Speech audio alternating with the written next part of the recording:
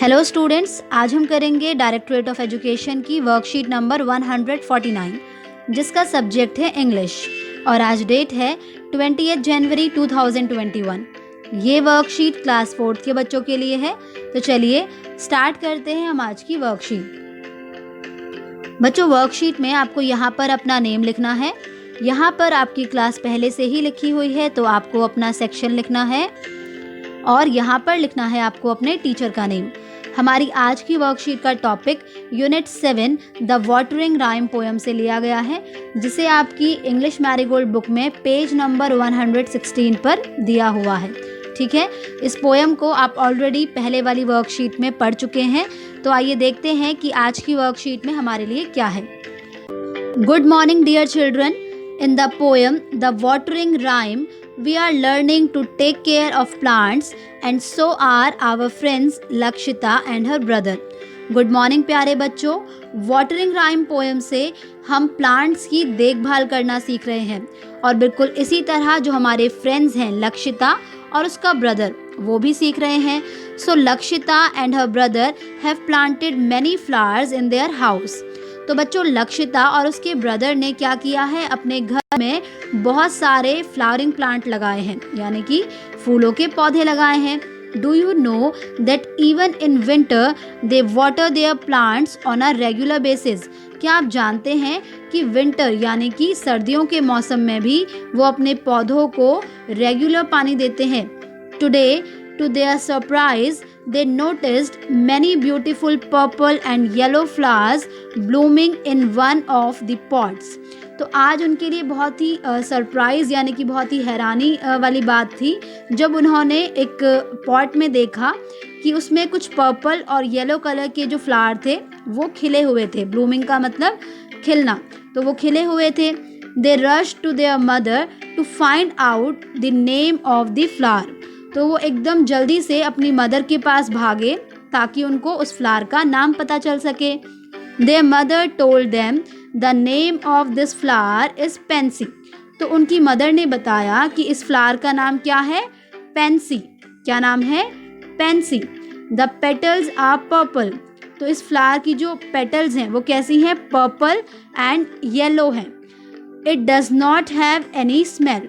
लेकिन इस फ्लावर की कोई स्मेल नहीं है, कोई इसकी खुशबू नहीं है। Pence flowers Bloom in winter only. बच्चों, जो पेंसी फ्लावर्स हैं वो सिर्फ सर्दियों के मौसम में खिलते हैं। Afterwards they also wrote a few lines on other commonly found flowers. उसके बाद उन्होंने क्या किया, जो सामान्य तौर पर फ्लावर्स मिलते हैं उनके बारे में कुछ लाइन्स लिखी। Both of them wrote nice sentences about each flower। उन दोनों ने उन फ्लावर्स के बारे में बहुत अच्छी लाइंस लिखी। But oops, लेकिन they made a lot of mistakes। उन्होंने उसमें बहुत सारी मिस्टेक्स यानी कि बहुत सारी गलतियां कर दी। Unjumble the name of the flowers and rewrite the sentences about each flower using proper punctuation and use of capital letters wherever necessary। तो अब आपको क्या करना है, सबसे पहले जो फ्लावर्स के नाम जंबल दिए हुए हैं यानी कि उल्टे पुल्टे दिए हुए हैं, आपको उन्हें अनजंबल करके एकदम करेक्ट नेम लिखना है और उसके बाद उन सेंटेंसेस को एकदम प्रॉपर पंक्चुएशन मार्क्स के साथ में लिखना है। उसी के साथ आपको कैपिटल लेटर्स का भी खास तौर से ध्यान रखते हुए उन सेंटेंसेस को लिखना है। तो चलिए सबसे पहले अब हम ये जानते हैं कि पंक्चुएशन मार्क्स क्या होते हैं। बच्चों, पंक्चुएशन मार्क्स बहुत इम्पॉर्टेंट होते हैं क्योंकि ये हमें सेंटेंस की जो सेंस होती है और जो उसका मीनिंग होता है उसे बहुत अच्छे से क्लियर करते हैं। तो आज हम जानने वाले हैं कुछ बेसिक पंक्चुएशन मार्क्स के बारे में, जैसे कि फुल स्टॉप, फुल स्टॉप, ठीक है, क्वेश्चन मार्क, क्वेश्चन मार्क, इसी तरह से कॉमा और एक्सक्लेमेशन मार्क, एक्सक्लेमेशन मार्क। ठीक है। लेकिन इन सब को जानने से पहले हम एक बहुत ही इम्पॉर्टेंट बात जानेंगे, और वो इम्पॉर्टेंट बात ये है बच्चों कि जब भी हम कोई सेंटेंस को स्टार्ट करते हैं, जब भी हम किसी भी सेंटेंस को स्टार्ट करते हैं, तो उसका जो फर्स्ट लेटर होता है वो कैसा होता है? कैपिटल होता है। तो आपको इसे हमेशा ध्यान में रखना है, ठीक है। जैसे कि Ram is a good boy.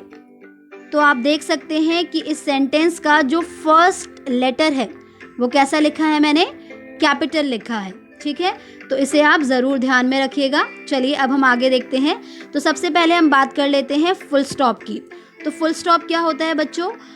जब भी हम अपनी बात को कहीं पर ख़त्म करते हैं, यानी कि जब भी हम अपनी बात को कहीं पर एंड करते हैं, वहाँ पर हम फुल स्टॉप का यूज़ करते हैं। यानी कि उस सेंटेंस में जो हम कहना चाहते हैं, जब हम उसे कह देते हैं पूरी तरह से, तो वहाँ पर हम फुल स्टॉप का यूज़ करते हैं। Okay, for example, she is my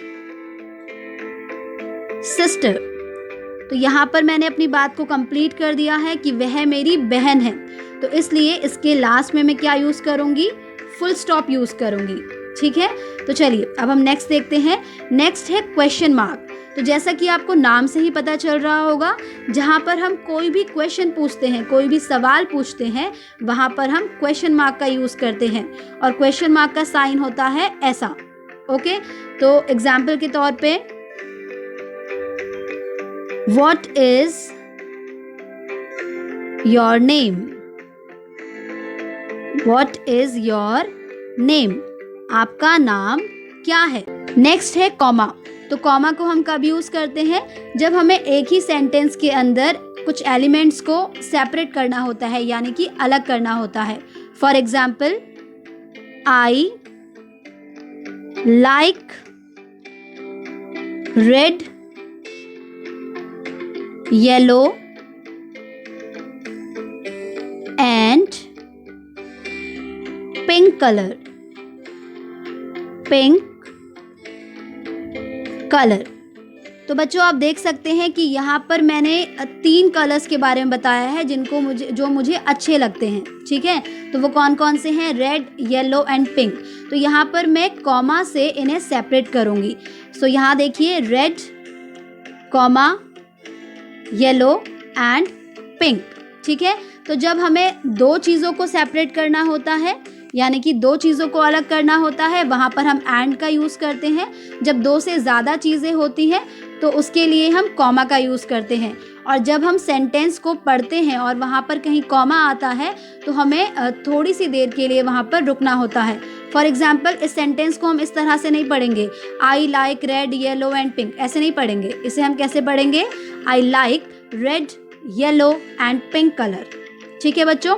तो चलिए अब हम नेक्स्ट देखते हैं। नेक्स्ट है हमारा एक्सक्लेमेशन मार्क। क्या है? Exclamation mark.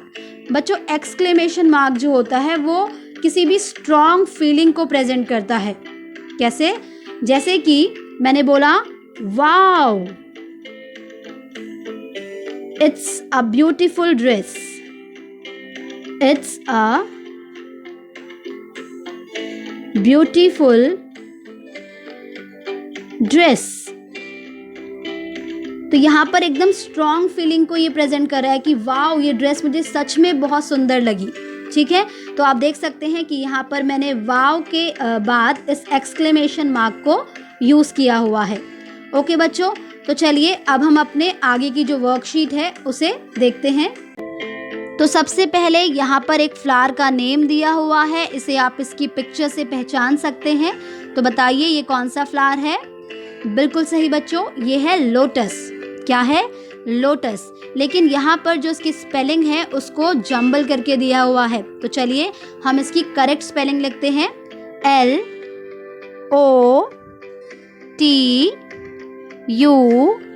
LOTUS, लोटस यानी कि कमल। तो देखते हैं कि अब उन दोनों ने क्या सेंटेंस लिखे हुए हैं इसके बारे में। These are lotus flowers. They grow in water. They are found in white, pink and purple colors, lotus is the national flower of India. ठीक है, तो चलिए अब हम इसको पंक्चुएट करने वाले हैं। तो पंक्चुएट करने के लिए जैसा कि मैंने आपको फर्स्ट रूल बताया था, जिसमें कि हम क्या करते हैं, जो सेंटेंस का फर्स्ट लेटर होता है उसे कैपिटल लिखते हैं। तो यहाँ पर ये ऑलरेडी कैपिटल लिखा हुआ है, तो इसको हम ऐसे का ऐसे लिख देंगे, दीज, उसके बाद आर लोटस फ्लावर्स। तो बच्चों जब मैंने इस लाइन को बोला दीज आर लोटस फ्लावर्स, तो आप समझ गए होंगे कि यहाँ पर मैंने अपनी बात को कंप्लीट कर दिया है, यानी कि ख़त्म कर दिया है। तो इसलिए यहाँ पर क्या यूज़ किया जाना चाहिए, फुल स्टॉप का यूज़ किया जाना चाहिए। लेकिन जो लक्षिता और उसका भाई है उसने यहाँ पर कॉमा का यूज़ किया है। कॉमा का यूज़ तो हम यहाँ पर करेंगे ही नहीं, क्योंकि यहाँ पर हमारा जो सेंटेंस है वो कंप्लीट हो गया है। ठीक है, आगे देखते हैं। दे ग्रो इन वाटर, और ये कहाँ उगते हैं, पानी में उगते हैं। ओके, तो जब फुल स्टॉप के बाद हम आगे सेंटेंस को स्टार्ट करेंगे तो उसका भी जो फर्स्ट लेटर होगा वो क्या होगा, कैपिटल होगा। तो चलिए लिखते हैं, तो ये हो जाएगा दे ग्रो इन वाटर। तो यहाँ पर भी हमारी बात ख़त्म हो गई है कि ये पानी में उगते हैं, तो इसलिए हमने यहाँ पर फुल स्टॉप का यूज़ किया है और यहाँ पर इन्होंने कॉमा का यूज़ किया है, तो कॉमा का यूज़ हम यहाँ नहीं करेंगे। ओके, आगे देखते हैं। They are found in white, pink and purple colours. तो ये फ्लावर्स कैसे कलर्स में मिलते हैं, वाइट यानी कि सफ़ेद, पिंक यानी कि गुलाबी, और पर्पल यानी कि बैंगनी कलर में। ठीक है बच्चों, तो यहाँ पर जब हम इस लाइन को स्टार्ट करेंगे तो उसके लिए भी हम क्या करेंगे, जो इसका फर्स्ट लेटर है उसे हम कैपिटल में लिखेंगे। तो ये हो जाएगा they are found in white, pink and purple colours. और यहाँ पर हमारी बात कंप्लीट हो गई है, इसलिए हम यहाँ पर फुल स्टॉप यूज़ करेंगे। बच्चों आपने ध्यान दिया होगा कि यहाँ पर मैंने कॉमा का भी यूज़ किया है, और कॉमा का यूज़ मैंने यहाँ पर क्यों किया है, क्योंकि यहाँ पर अलग अलग कलर्स के बारे में बताया जा रहा है, तो उनको सेपरेट करने के लिए। ठीक है, अब आगे देखते हैं। Lotus is the national flower of India. तो चलिए अब फुल स्टॉप के बाद दोबारा से first letter capital. Lotus is the national flower of India. और यहाँ पर हमारी बात कंप्लीट हो गई है, तो इसलिए यहाँ पर एंड में फुल स्टॉप। आपने यहाँ पर एक चीज़ को नोटिस किया होगा कि मैंने इंडिया में जो आई है उसे कैपिटल लेटर में लिखा हुआ है। बच्चों जब सेंटेंस में कहीं पर भी प्रॉपर नाउन आएगा, यानी कि ये मान लीजिए कि अगर किसी स्पेशल चीज़ का नाम यहाँ पर आ रहा है, चाहे वो पर्सन हो, प्लेस हो, ठीक है, तो उसके लिए हम क्या करेंगे, जो उसका फर्स्ट लेटर होगा उसे कैपिटल लिखेंगे। बच्चों नेक्स्ट फ्लावर कौन सा है, नेक्स्ट फ्लावर है जैस्मिन का, ठीक है, जिसे हम हिंदी में कहते हैं चमेली। तो आइए हम इसकी स्पेलिंग को करेक्ट करके लिखते हैं, JASMINE,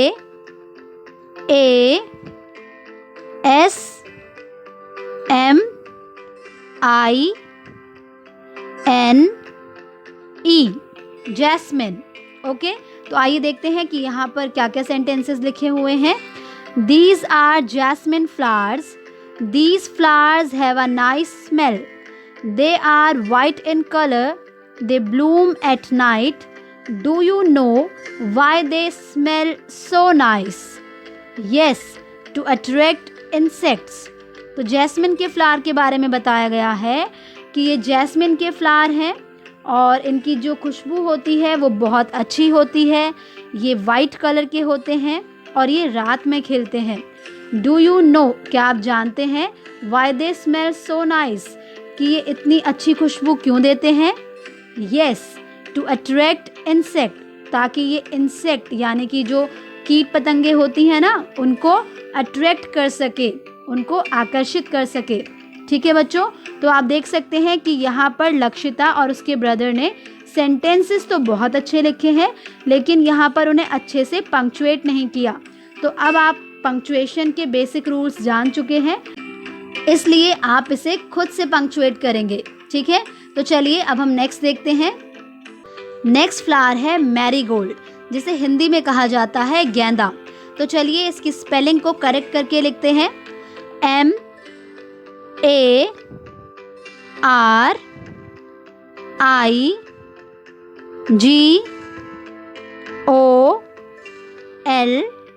MARIGOLD, marigold.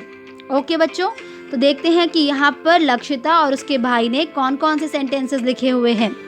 This is a marigold flower, यह एक मैरीगोल्ड फ्लावर है। It blooms in all season, और ये हर मौसम में खिलता है। It is a yellow orange coloured flower, और इसका कलर कैसा है, येलो और orange. It is an ornamental flower, it is commonly used in making garlands. बच्चों ये एक ऑर्नामेंटल फ्लावर है, यानी कि एक सजावटी फूल है। इसका इस्तेमाल ज़्यादातर गार्लैंड्स यानी कि मालाएं बनाने के लिए किया जाता है। तो अब आप इन सेंटेंसेस का मीनिंग जान चुके हैं, और पंक्चुएशन भी आपको अच्छे से आ गई है, और आपको पंक्चुएट करना भी बहुत अच्छे से आ गया है। तो आपको इसे भी खुद से पंक्चुएट करना होगा। ठीक है, तो ये आप ज़रूर कीजिएगा। Check for capital letters at the beginning of the sentence, punctuation marks, full stop, comma, question marks etcetera. तो बच्चों ये सब हम ऑलरेडी जान ही चुके हैं। Let's have some more fun by doing exercises given on page number 99 of the English workbook. बच्चों अब आपको अपनी इंग्लिश वर्कबुक का पेज नंबर 99 पर जो एक्सरसाइजेज दी हुई हैं उन्हें भी करना है। ठीक है, तो इसी के साथ आपकी आज की वर्कशीट कंप्लीट होती है।